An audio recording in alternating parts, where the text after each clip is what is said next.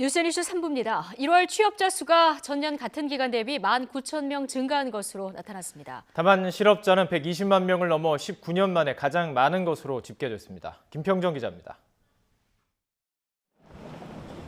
지난달 취업자 수가 2,623만 2천 명으로 집계됐습니다. 전년 같은 기간보다 19,000명 증가했습니다. 마이너스로 돌아설 가능성이 제기됐던 것에 비하면 소폭이지만 증가세는 유지했습니다. 하지만 증가폭은 지난해 8월에 3천 명에 그친 이후 5개월 만에 가장 낮은 수준입니다. 1월 기준으로는 글로벌 금융위기 직후인 지난 2010년 1월에 10,000명 마이너스를 기록한 이후 9년 만에 최저치입니다. 정부가 올해 목표로 삼은 취업자 증가폭인 15만 명에는 12% 수준에 불과합니다. 통계청은 제조업 등에서 고용 부진이 계속되는 가운데 비교 대상인 지난해 1월 취업자 증가폭이 33만 4천 명으로 컸던 기저효과가 영향을 미쳤다고 분석했습니다. 실업자는 전년 같은 기간보다 20만 4천 명 증가한 122만 4천 명으로 나타났습니다.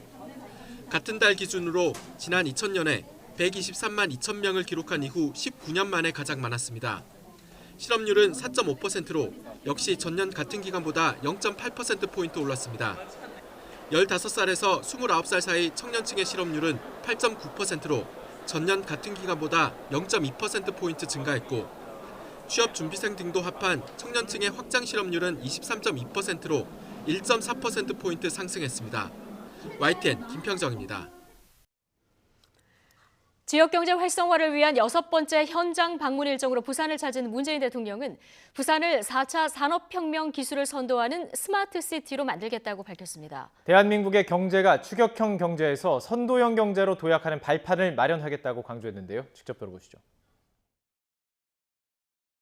스마트시티는 안전하고 편리한 미래형 도심과 동시에 대한민국 혁신 성장의 플랫폼입니다.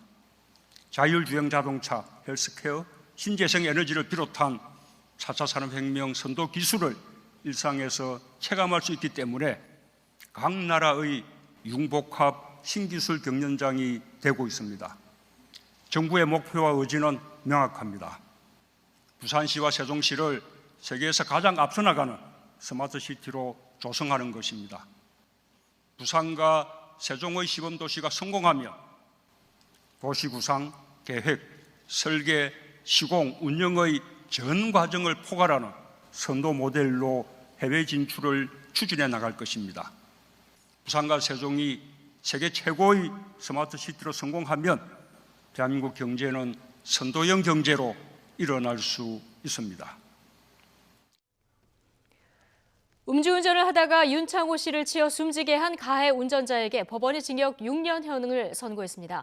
부산지법 동부지원 형사 4단도 김동욱 판사는 동승자가 사고 직전에 운전을 방해해서 사고가 났다고 가해자 측이 주장했지만 음주운전이 이번 사고의 명백한 이유라고 설명했습니다.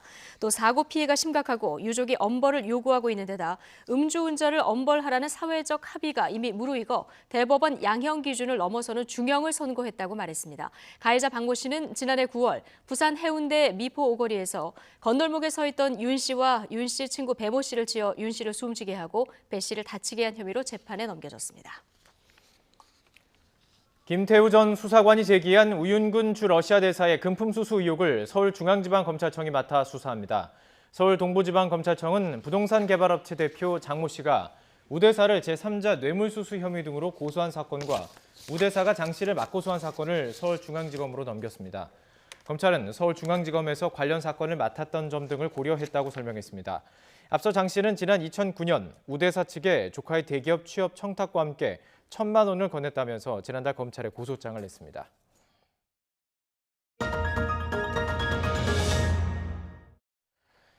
YTN은 지난 이틀 동안 완구업계 1위 손오공의 갑질 의혹을 보도했습니다.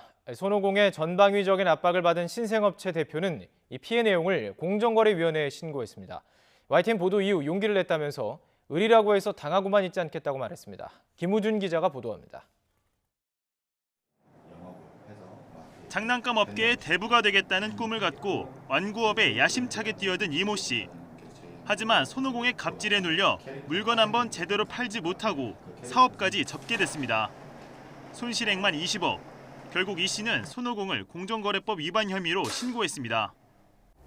힘에 의해서, 권력에 의해서 있는 자들의 이런 성향들로 인해서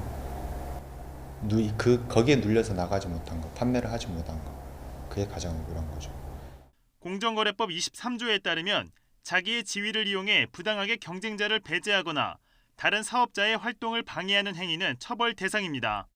신생회사를 견제하려고 방송국과 유통 총판에 무차별적인 압력을 행사한 손오공의 영업활동이 위법 소지로 해석될 수 있는 이유입니다.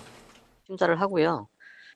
공정거래법 위반으로 볼 소지가 있으면 이제 착수를 해서 저희가 추가적으로 조사를 하고. 이 씨는 공정위 신고뿐 아니라 경찰 고발도 검토하고 있습니다.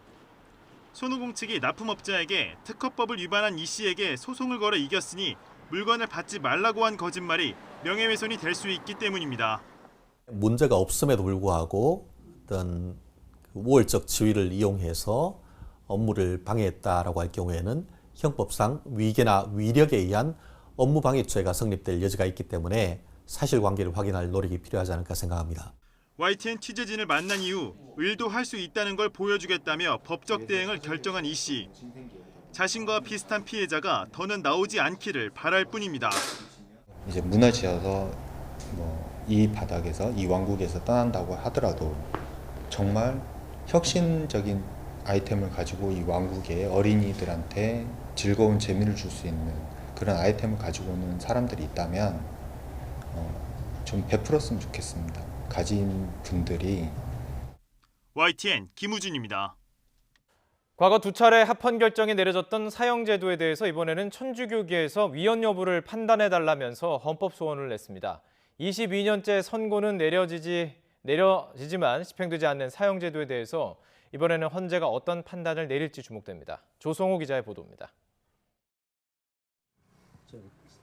사형제도가 세 번째 헌법재판소 심판대에 올랐습니다. 한국 천주교 주교회의 사형제도 폐지 소위원회는 사형을 규정한 현행 법률이 헌법에 어긋나는지 따져달라며 헌법 소원 심판을 청구했습니다. 그것이 법의 이름으로 집행되는 것일지라도 인간의 생명만큼은 함부로 다룰 수 없기에 사형제도에 대하여 다시 한번 폐지할 것을 엄숙히 청원합니다. 청구인은 존속 살해 혐의로 구속 기소돼 지난해 12월 1심 재판에서 무기징역을 선고받은 피고인입니다. 지난해 사형제도를 규정한 형법 조항에 대해 위헌 법률 심판을 제청해달라고 법원에 신청했지만 사형은 가장 강력한 범죄 억지력을 가진다며 기각되자 대리인단을 통해 헌법 소원을 낸 겁니다. 앞서 헌재는 2차례에 걸쳐 사형제도가 헌법에 부합한다고 결론 내렸습니다. 지난 1996년에는 헌법재판관 9명 가운데 7명이, 2010년에는 5명이 합헌 의견을 냈습니다. 세 번째 헌법재판을 신청한 대리인단은 이번에는 다른 판단이 내려질 거란 기대감을 드러냈습니다. 그 5분이 헌법재판에서 사형제도를 찬성을 했지만 그중에 2분은 국회에서 빨리 이걸 논의를 해라 이렇게 촉구를 했기 때문에 그때.